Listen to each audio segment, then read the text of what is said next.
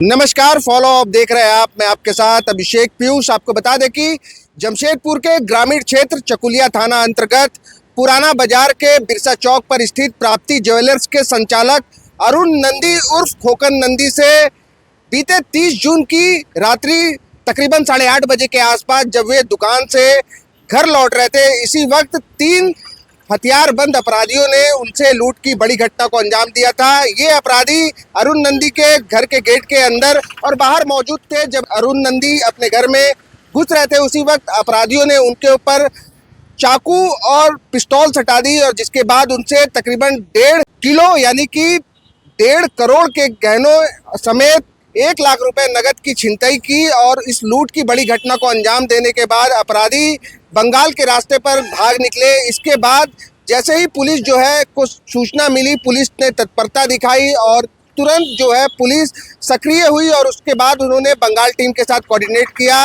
और जो चकुलिया थाना के प्रभारी है संतोष कुमार, उन्होंने बाइक से ही लुटेरों का पीछा किया, जिसके बाद पुलिस को बड़ी सफलता हाथ लगी है। आपको बता दें कि इस संबंध में आज जमशेदपुर के ग्रामीण एसपी ऋषभ गर्ग ने एक प्रेस कॉन्फ्रेंस की और इस दौरान उन्होंने जानकारी दी कि इस लूटकांड के मामले में पुलिस ने 2 अपराधियों को गिरफ्तार किया है। इन 2 अपराधियों में पेशेवर लुटेरे शामिल है। जो जानकारी दी गई है उसके अनुसार आपको बता दें कि इसमें एक लुटेरा जो मोहम्मद रफीक है, ये मूल रूप से बिहार के औरंगाबाद जिले के रफीकगंज का रहने वाला है और अभी वर्तमान में वो चांडिल थाना क्षेत्र में रह रहा था। साथ ही जो है बिहार झारखंड में लूटकांड की कई बड़ी घटनाओं में वो शामिल है। वहीं दूसरा जो अपराधी है ये जमशेदपुर के बागबेड़ा थाना क्षेत्र का रहने वाला निरंजन गौड़ है, जिसके ऊपर भी विभिन्न थानों में लूटकांड और छिनतई के तकरीबन 7 मामले दर्ज है। इस संबंध में ग्रामीण एसपी ऋषभ गर्ग ने क्या कुछ कहा है, आइए आपको सुनाते हैं। दिनांक 30 जून 2025 को चकुलिया थाना क्षेत्र अंतर्गत एक घटना घटित हुई थी, जिसमें एक सोने की दुकान के पास उसके जो ओनर थे उनके द्वारा जब वो दुकान बंद करके अपना कैश और अपने जेवरात लेके जा रहे थे, तो 3 अज्ञात अपराध कर्मियों ने उनके ऊपर उनको घेर करके उनसे उनके पास जो भी जेवरात थे उनको लूट लिया था। और उसकी अनुमानित कीमत लगभग 1 से 2 करोड़ के 1 से 1.5 करोड़ रुपए के बीच में थी और जो वजन भी था वो लगभग 1.5 किलोग्राम था। उनके साथ साथ उनके पास 1 लाख से 1.5 लाख रुपए नकदी भी थी, जिसको भी उन लोगों के द्वारा छीन लिया गया था। उस क्रम में जैसे ही सूचना प्राप्त हुई थाने को और हम लोगों को, तो हम लोगों ने विशेष छापामारी दल का गठन किया और तुरंत उन लोग के जो भागने की दिशा थी बंगाल की तरफ में, वहाँ की टीम के साथ भी कोऑर्डिनेट करते हुए थाना प्रभारी स्वयं जो है बाइक से ही निकल पड़े और जैसे भी हम लोग कोऑर्डिनेट करते रहे आगे भी थाने के साथ और उन लोग को आगे चल के ट्रेस किया गया। तो उन लोग के पास से हम लोगों को ज्वेलरी भी बरामद हुई, कैश भी बरामद हुआ। उनके द्वारा जो हथियार का इस्तेमाल किया गया था और जो चाकू का इस्तेमाल किया गया था वो भी हम लोगों को बरामद हुआ था।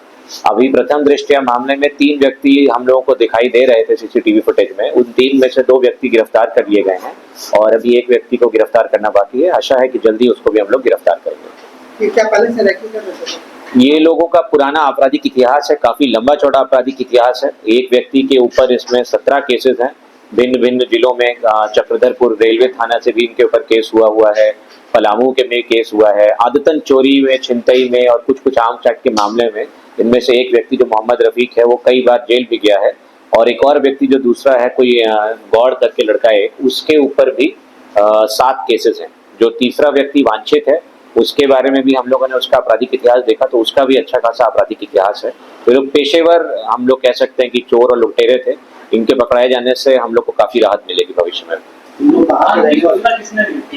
इसको भी अभी हम लोग इन्वेस्टिगेट कर रहे हैं, क्योंकि ये लोग रहने वाले ज्यादातर जो हैं वो शहर के एरिया के हैं। उतनी दूर जाके 60-70 किलोमीटर वहां पे किसी दुकान को टारगेट करना, तो कोई लिंक जरूर मिल सकता है, परंतु भी वो तीसरा व्यक्ति गिरफ्तार होगा और जब अग्रतर हम लोग अनुसंधान करेंगे तो उस समय ये बात और क्लियर रूप से हम लोग के सामने आएगी।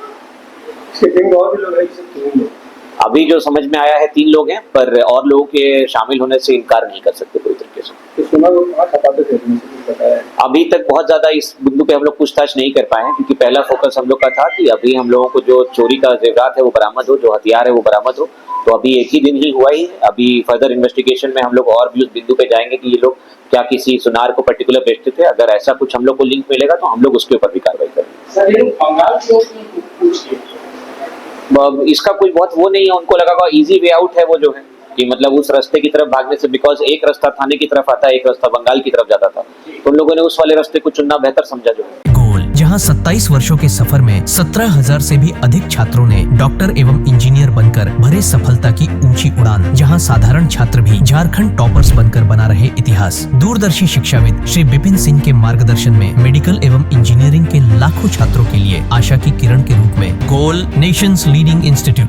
बायोम सिर्फ मेडिकल प्रिपरेशन का संस्थान। बायोम से लगातार दूसरी बार नीट यूजी में 700 मार्क्स पार। 10th पास स्टूडेंट्स के लिए फाउंडेशन कोर्स, 11th पास स्टूडेंट्स के लिए फ्रेशर कोर्स और 12th पास स्टूडेंट्स के लिए टारगेट कोर्स 17 अप्रैल से शुरू हो रहे हैं। कॉल 7360066190 और visit Biome, circular road near women's college and Hinoo, Ranchi. thefollowup.in. Like, share, and subscribe. www.thefollowup.in